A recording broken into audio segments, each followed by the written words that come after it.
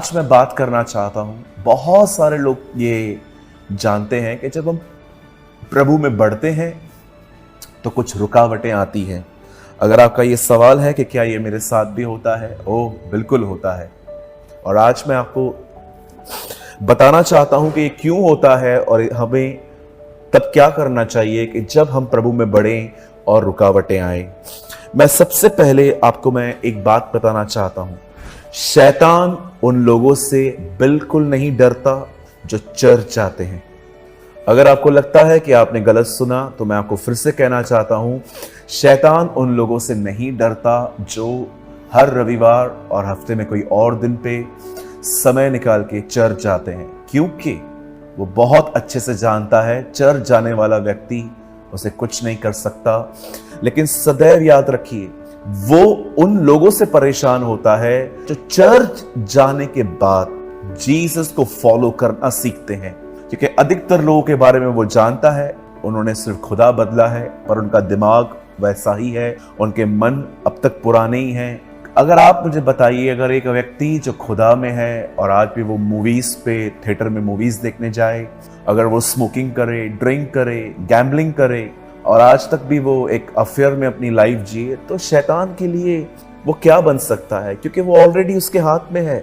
शैतान उनसे नहीं घबराता, उनसे नहीं डरता जो सारा दिन सेलफोन लेके बैठे हैं, पबजी खेल रहे हैं। शैतान उनसे डरता है जो चर्च के अंदर आके बड़े वचन को ध्यान पूर्वक सुनते हैं, समझते हैं और उस वचन को सुनने के बाद वो निर्णय लेते हैं कि वो वैसा ही जिएंगे जैसा उन्होंने सुना था। जब कोई व्यक्ति ये करना स्टार्ट करता है तब वो जान जाता है कि ये आदमी उसके लिए बड़ा खतरनाक है, क्योंकि ये गंभीर हुआ है। अब ये खुदा के साथ एक संबंध रखेगा और खुदा इसे अपनी अभिषेक से भरेगा और इसी अभिषेक के द्वारा ये बहुत सारे लोगों को बंधनों से छुड़ा लेगा। मैं फिर से आपको कहना चाहता हूं, मैं चाहता हूं आप इस बात को अपने अंदर पूरी तरह से स्वीकार कर लीजिए। शैतान उनसे नहीं डरता जो कलीसिया में जाते हैं।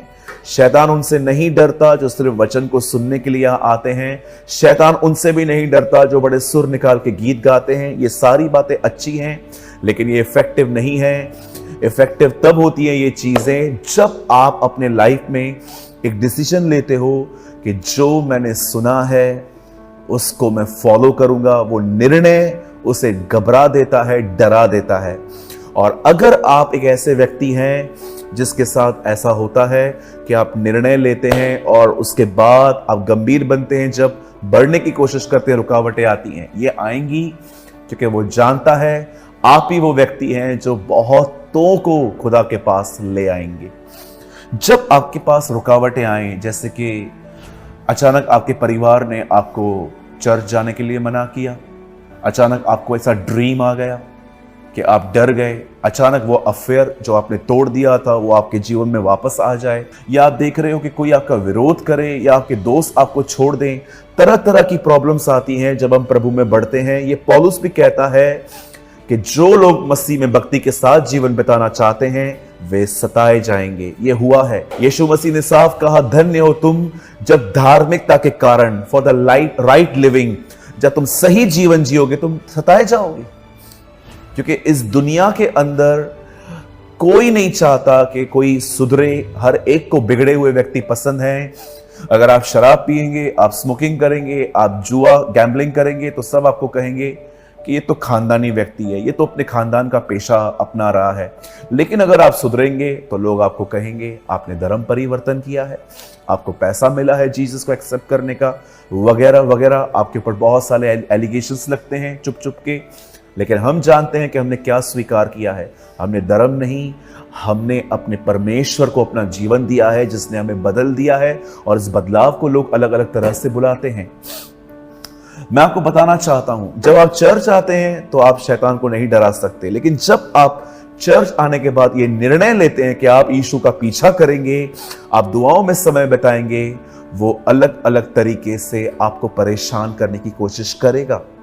वो अपने एजेंट्स को यूज करेगा, वो लोगों को इस्तेमाल करेगा आपको डिस्टर्ब करने के लिए। जैसे उसने अय्यूब की पत्नी को डिस्टर्ब किया, अय्यूब को परेशान करने के लिए उसने पतरस को यूज किया, जीसस को डिस्टर्ब करने के लिए। लेकिन बहुत स्ट्रांग था यीशु।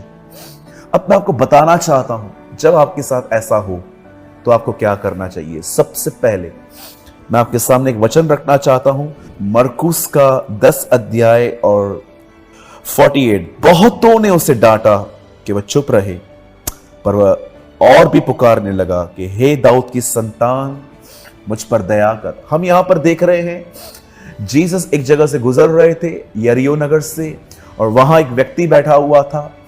वह आदमी भिखारी भी था और अंधा भी था।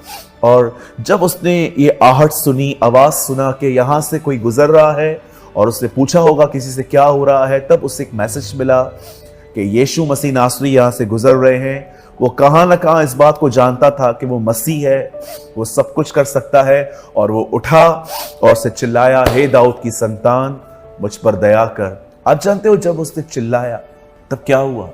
लोगों ने उसे रोका, लोगों ने उसे कहा चुप रहे, शांत रहे। उसकी आवाज उनको इरिटेट कर रही थी, उनकी आवाज उनको अच्छी नहीं लग रही थी। उन्होंने कहा चुप हो जा। आज भी आप प्रभु में बढ़ोगे, लोग आपको कहेंगे ओवर स्पिरिचुअल बन गए हो, ज्यादा आत्मिक बन रहे हो, जब से इस मिनिस्ट्री के अंदर गए हो कुछ ज्यादा ही शांत हो गए हो। कई लोग आपको कहेंगे कि आप ये बन गए हो, वो बन गए हो। आप चुप रहोगे, लोग आपको घमंडी कहेंगे। मुझे आज भी याद है, मैंने एक वर्ड सुना था और मैंने डिसाइड किया था मैं कब बोलूंगा, और इस चीज को बहुतों ने सोच लिया कि मैं घमंडी बन गया हूं। बल्कि मैं घमंडी नहीं था, मैं एक प्राइस पे कर रहा था जो खुदा ने मुझे कही थी। आप प्रभु में बढ़ोगे, लोग आपको रोकेंगे, लोग आपको कहेंगे ओवर स्पिरिचुअल बन गए हो, बहुत इशू करते हो। कई लोग आपको कहेंगे हर हफ्ते जूम मीटिंग अटेंड करने की नीड ही क्या है, बस संडे सुनो, बहुत है। याद रखिए, जब लोगों ने बरतुमाइस के पुत्र को, तिमाई को, उसको रोका, बाइबल बताती है वो और चिल्लाने लगा, वो और पुकारने लगा। मेरे भाइयों, मेरी बहनों, रुकिए मत। याद रखिए, टेस्टिंग आई है, एग्जाम आया है, एग्जाम के बाद प्रमोशन है। घबराइए मत, यह आम बात है। आप शैतान के लिए विस्फोटक बन रहे हैं, इसीलिए वो घबरा गया है। इसलिए ड्रीम्स, लोग अलग अलग तरह से वो आपको डिस्टर्ब करने की कोशिश कर रहा है। बरतुमाई रुक नहीं गया, उसने उसको और पुकारा। रुकिए मत, खुदा को पुकारिए कि प्रभु मुझे ताकत दे कि मैं लोगों के ताने, उनकी अब्यूज्ड लैंग्वेज, और मैं बहुत कुछ सह पाऊं, और खुदा आपको फजल देगा। आप जानते हो उसके बाद क्या हुआ? पुकार प्रभु यीशु तक पहुंच ही गई, और यीशु ने कहा उसे बुलाओ। वही लोग जिन्होंने उसे कहा शांत रहे, अब वही लोग उसको कहते हैं चल, वो तुझे बुला रहा है। टेबल अपसाइड डाउन हो गई, हालात बदल गए, और वो सीधा यीशु के सामने पहुंचाया गया। और प्रभु ने उससे कहा, मेरे बच्चे, बता मैं तेरे लिए क्या कर सकता हूं। उसने कहा, प्रभु मैं देखना चाहता हूं। कितना जेंटलमैन है यीशु, जानता भी था वो अंधा है, उसकी आंखें नहीं है, फिर भी वो उसको कहता है, क्या तू कुछ और चाहता है, मैं तेरे लिए वो करूं पहले। How gentle is he. और उसके बाद वो कहता है, प्रभु मैं देखना चाहता हूं, और खुदा उसकी आंखें खोलता है, और वो अपने जीवन में पहला व्यक्ति यीशु देखता है। और बाइबल बताती है उससे भी खूबसूरत काम जो उसके साथ हुआ वो ये था, वो मार्ग में यीशु के पीछे हो गया। मेरे भाइयों, मेरी बहनों, प्रभु में बढ़ेंगे, रुकावटें आएंगी, लेकिन डरिए मत, खुदा को पुकारिए। आप शैतान की चालों को पहचान लीजिए, समझ लीजिए कि ये इसीलिए हुआ है क्योंकि मैं बढ़ रहा हूं। जो नहीं बढ़ता उसकी जिंदगी में कभी कुछ आता भी नहीं है, लेकिन जो बढ़ते हैं उन्हीं का विरोध होता है। जो बढ़ते हैं उनके लिए ही अलग अलग तरह तरह की बातें की जाती है। आप कुछ मत करो, आपके लिए कभी चर्चा नहीं की जा सकती, लेकिन जब आप प्रभु का काम में बढ़ोगे, आपकी निंदाएं होंगी, आपकी बुराइयां होंगी, आपको बुरा भला कहा जाएगा, आपके लिए फॉल्स स्टोरी सुनाई जाएंगी कि ये ऐसा है, ये ऐसा है। उन्हें जो करना है करने दीजिए, आप प्रभु में बढ़िए, ध्यान मत दीजिए। हमारा प्रॉब्लम ये नहीं है कि लोग हमारे बारे में कुछ बोलते हैं, हमारा प्रॉब्लम ये है कि हम उनकी तरफ ध्यान देते हैं। मेरे भाइयों, मेरी बहनों, मैं विश्वास करता हूं आज के इस छोटे से वचन से आपको ब्लेसिंग मिली होगी। मैं बंद करने से पहले फिर से कहता हूं, शैतान उनसे नहीं डरता जो चर्च जाते हैं, वो उनसे डरता है जो चर्च आके यीशु मसीह का पीछा करते हैं। क्योंकि ये आज ये हो सकता है कि आप कलीसिया जाते हैं पर खुदा के आपके साथ कोई संबंध नहीं है। संबंध बनाइए,